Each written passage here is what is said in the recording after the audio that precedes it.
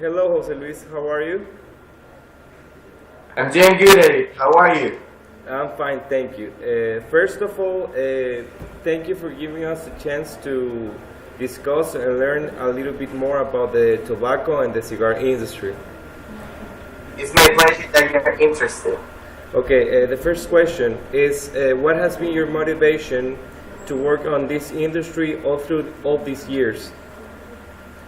Well, since I was a little boy, my dad always was explaining to me about everything about the industry. But it wasn't until 2 years ago that I graduated that I really fell in love with the business because I got more into it and learned the amazing process of making cigars. Okay, thank you very much. The next question is, since you started working, have you seen any increase or decrease in the exportation of Nicaraguan cigars? It's been increasing. It's been increasing throughout the years.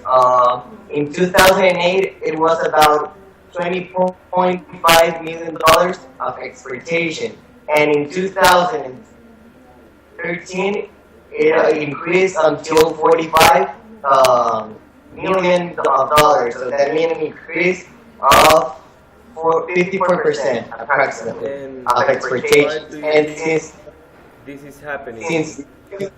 Since 2013 until today, it's been increasing about 8% of the exportation. Why do you think this is happening? What does the increase in? Well, the main reason for it is because of the good quality of the Nicaraguan tobacco.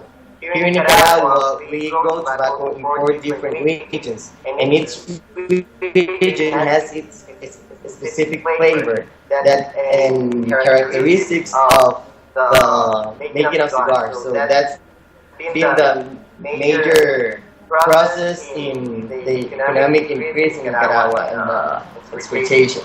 The good tobacco for different regions. Now, changing a little bit the question, can you tell us a little bit more about the whole process of the cigar making in the factory?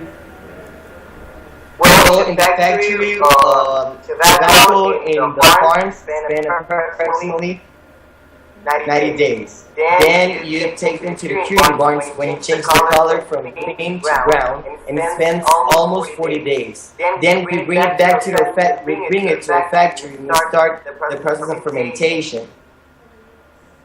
And it depends on the thickness of the leaves. The leaves that are on top resist more sun rice, and so they tend to be more thick and with more flavor. So it depends on the thickness of the leaf, the process of fermentation that we're giving it. But it's approximately 1 year to 2 years fermentation, then 2 years of aging in order for us to make good cigars. Okay, thank you. The next question is, does the taste and quality of a premium cigars already finished has any influence with the altitude of the tobacco leaf? Yes, it has influence. As I was explaining to you before, the leaves that are on the top receive more of the sun. So this means that these leaves are going to be more thicker and with more flavor than the leaves that are going to be in the middle or on the bottom. So this means a lot. For example, the leaves on the top gives you the strength of a good cigar. The leaves in the middle gives you the flavor of a good cigar. And the leaves from the bottom, they give you the combustion of a good cigar because they are the thinnest leaves that are in the whole plant. So it means a lot. So we need to be, in order for us to make good blends, we need to be playing with the percentage of leaves that are on the top, leaves that are in the middle, and leaves that are on the bottom. Okay, thank you very much. Okay, so hi Jose Luis. Now I will be glad if you can answer me some technique questions. First, I would like to know how many varieties of tobacco are planted in Nicaragua and what are their names? Well, currently there are only 2 varieties that are being planted in Nicaragua, which is the Cuban seed, most common as Habano, and also the Connecticut seed. Cuban seed is mostly for making cigars and etiquette for making cigars and also for machine-made cigars that are produced in Europe. Many years ago in Ometepe Island, Burley and Virginia, it was another variety, and they were mostly for making cigarettes. But nowadays we just have Habano, Cuban seed, and Connecticut seed. Okay. The next question: how many brands of premium cigars do you export yearly? Our factory? Yeah, your factory. Well, we make approximately 320 brands a year for 125 different companies because we make like 3 brands per client, and that is why we export 320 brands for 120 different customers. Okay, thank you. The next question: what is Nicaragua's economical impact regards of the tobacco industry? Well, as I was telling you before, in the recent years, the exportation of cigars in Nicaragua has increased in 54%. That means more labor for people. 10 years ago, there were only 5 registered factories here in Nicaragua. Nowadays, we have already 55 registered factories in the town. So that means an increase of labor force. Everybody is working, small businesses are growing, middle businesses are growing, great businesses are growing, so the economy is moving a lot, and it's because of the tobacco. Approximately 70% of the SLE population works directly or indirectly in tobacco. Okay, thank you. Now, I would like to know what is the life cycle of the tobacco plant? How many days does the plant is in the yield? Okay, for example, it starts in the germinator in the greenhouse.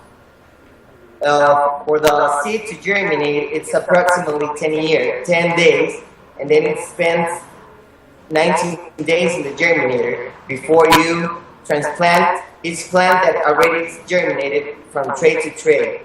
Then in the trays, even in the greenhouses, they spend approximately 60 days before we transfer it to the fields. So when they are 60 days old, since they germinated, we transplant it to the fields, and approximately in the fields they spend 90 days. We start harvesting the first leaves on the bottom in the 60 days, and then we are going up 5 days between prime until we reach 90 days. Then, as I was explaining to you, we put them on the curing barn, and it starts changing the color from green to brown in approximately 40 days. Then when the fermentation process begins, but it has to do mainly with the variety, the thickness of the leaf, and well, many different factors. But it's about approximately 1 to 2 years fermentation, and then minimum 2 years of aging. So in order for you to smoke a good cigar, from the seed to a cigar, it's almost 4 to 5 years. Thank you. Earlier you mentioned me that the mayor of the population of Lee indirectly or directly works on tobacco industry. So I would like to know if there is any social program that helps the tobacco workers to have an easier daily life. Yes, for example, we started many years ago with a child development center in the factory, which means that every worker that we have here, they have the opportunity to take to their children while they're working to a kinder school. So while they're working, we're taking care of their children, teaching them English, teaching them good manners, and we want them to be the next doctors or lawyers in Mr. Lee. We don't want them to be the labor force of a factory or a field, you know. We also have a clinic for all the people that work for us. If they feel sick, they can go and receive free medical, free medication. Yeah. Thank you, Luis. Well, hi, Jose Luis. My name is Kevin, and I will ask you some more questions. Well, the first one is, what are the things that people look when smoking a premium cigar? Well, the first thing that a consumer is looking for is the flavor. You know, people that are pretty used to that has been smoking for so many years, they like strong cigars but with good flavor. For a new smoker, they will like mild cigar with a lot of flavor, creamy but not that strong. Also, people look at a cigar is the construction, and if the wrapper, that is the leaf, the final leaf that you see in a cigar, needs to be perfect without anything. It needs to be perfect, the wrapper, and also the combustion. All the ash need to burn perfectly, and that gives you good tobacco fermented. Okay. Another question: what are the main difference of your product and the other products that are sold in the international market? Well, my family has been growing tobacco for 150 years, so that means a lot of experience. We believe that in order for having a good cigar, you need to have good tobacco. So we've been mastering throughout the years the way of fermented our tobaccos into Asian tobaccos. Like I was explaining to you guys before, we minimum wait for 5 years from the fermentation process and the aging process until we make a cigar. So I think that's one of our main difference from our competitors. Also, we are the only ones who produce organic tobacco, so we have a competitive advantage there that nobody does. We are OSHA. We have the certification of OSHA that comes and inspects our organic fields and approves us to still using organic tobacco in our cigars. Okay. Well, another question, some different, more technique is, what is the yield production per hectare of your tobacco cigar plantation, of your tobacco plantation? Okay, for example, we produce 30, as an average, we produce 30 quintals per manzana, but you can get 30 times 0.70, let's see, 30 times 0.70, it's almost 21 quintals per hectare. That's our yield production. Well, and the last one, as you know, climate change is something that affects the whole world. Do you took into consideration the climate change when you first introduced your organic product to the market? Of course, that it was the main reason that we decided to launch the organic cigar, because of the climate changes. We are using organic pesticides, organic fertilizers, and all the way that we produce the organic cigar is organic. And that's we are having a certification by OSHA year by year because it comes to effect. Also, we developed in recent years a drip irrigation system that is helping us to save approximately 60% of the water consumption in every crop. So we are taking care of it. We would like to be a company that is pro. Okay, Jose Luis, it is all the questions. Thank you for your time. It was a pleasure, and this information is really useful for us.